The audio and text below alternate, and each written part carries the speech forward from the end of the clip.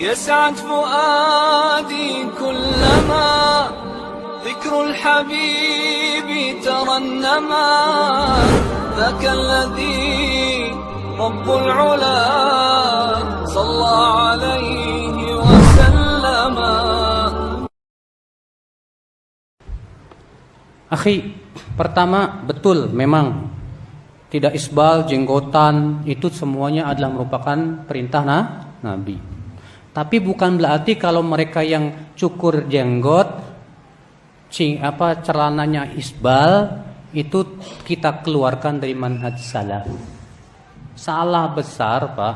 Mengukur manhaj salaf seseorang salafi atau tidaknya hanya sebatas dari jenggot dan cingkrang.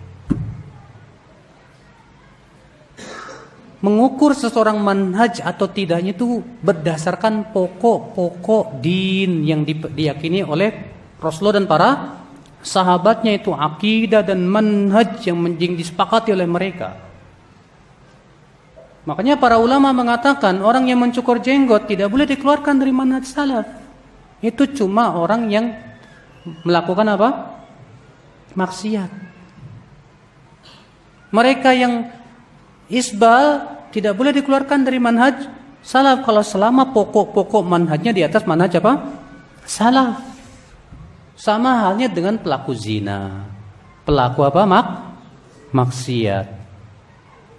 Yang menjadi parameter manhaj salaf itu adalah pokok-pokoknya. Kalau dia pokok-pokok sunnah itu dilanggar, contoh dia punya keyakinan khawarij, baru dikeluarkan dari manhaj salaf. Atau dia punya keyakinan murji'ah, dikeluarkan dari manhaj salaf. Itu pun juga sudah setelah ditegakkan padanya apa? Hujjah. Adapun masalah-masalah seperti itu, contoh misalnya si fulan suka selfie, langsung dikeluarin dari manhaj salaf. Ini ngawur. Bukan manhaj salafi, tapi manhaj ngawur itu.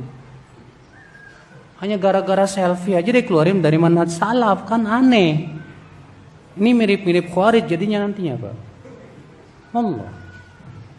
Kenapa? Karena masalahnya saking gak fahamnya tentang hakikat kapan disebut ahlus sunnah atau di atas manhaj salaf, kapan dikeluarkan dari manhaj salaf. Itu semua ada kaidah-kaidahnya ya, akhi. Gak seenaknya. Banyak teman-teman ngelihat yang cukur jenggot kayak ngelihat setan, Pak. Ini bukan salafi nih katanya.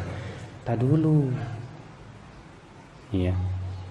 Anda harus tahu parameter kapan seseorang disebut manhaj salaf, kapan tidak disebut apa? Manhaj salaf. Jangan serampangan. Iya. Contoh tidak kunut subuh. Antum menganggap orang yang kunut subuh bukan salafi? Salah besar. Berarti menurut antum Imam Syafi'i enggak salafi dong. Sementara Imam Syafi'i mengatakan kunut subuh hukumnya apa? Sunnah. Ini ikhtilaf para ulama. Apakah kunut subuh sunnah atau tidak? Jumhur ulama, ini bertempat Imam Malik, Imam Ahmad, Imam Abu Hanifah mengatakan tidak disyariatkan. Imam Syafi'i mengatakan sunnah. Kenapa mereka berbeda pendapat? Gara-gara perawi hadis. Ada hadis yang disebutkan Rasulullah senantiasa kunut subuh sampai meninggal dunia. Imam yang tiga mengatakan hadis ini lemah. Karena dalam perawinya ada Abu Ja'far Ar-Razi, Isa bin Mahan. Nah, Isa bin Mahan ini diperselisihkan oleh para ulama apakah dia thiqah diterima hadisnya atau tidak. Banyak yang sebagian ulama mengatakan dia bisa diterima hadisnya, seperti Al-Fallas, seperti Yahya bin Ma'in dalam sebuah riwayat. Termasuk Imam Syafi'i mensahihkan hadisnya. Atas dasar itu Imam Syafi'i mengatakan kunut subuh apa? Sunnah. Sementara imam yang tiga mengatakan Isa bin Mahan doif, tapi doifnya ringan karena dia buruk hafalannya, bukan doif yang berat. Sehingga imam yang tiga ini terjadi perselisihan di antara mereka. Apakah sebatas tidak disyariatkan atau sampai kepada derajat bid'ah? Imam Abu Hanifah mengatakan apa? Bid'ah. Imam Ahmad dan Imam Malik serta para ahli hadis belum sampai kepada bid'ah. Sehingga terjadi ikhtilaf di antara mereka. Kalau kita sholat di belakang Imam Syafi'i, ikut kunut apa enggak? Kebanyakan mereka mengatakan tetap ikut kunut. Dan itu yang dirajikan oleh banyak para ulama besar di zaman ini. Syekh bin Baz, Syekh Utsaimin, Syekh Fauzan, termasuk Syekh Albani rahimahullah. Mereka mengatakan tetap ikut sunnah kunut bersama mereka. Akhwat Islam azani Allah. Jadi pahami betul antum, ya, pahami mana yang ini bisa disebut manhaj salaf dengan yang sifatnya ijtihadiyah. Jangan sampai gara-gara masalah ijtihadiyah antum keluarkan dari manhaj salaf. Salah besar antum. Benar, sebab perpecahan tuh Pak, menganggap masalah ijtihadi sebagai masalah apa? Pokok yang tidak boleh disalahi. Ini sebab terbesar terjadinya perselisihan di kalangan kaum Ahlus Sunnah wal Jamaah Salafiyyin. Ikhwata iman azani Allah wa iyyakum. Iya. Makanya para ulama sudah memberikan kepada kita apa? Batasan kapan seseorang dikeluarkan dari Ahlus Sunnah wal Jamaah kalau mereka menyelisih salah satu pokok-pokok keyakinan Ahlus Sunnah wal Jamaah.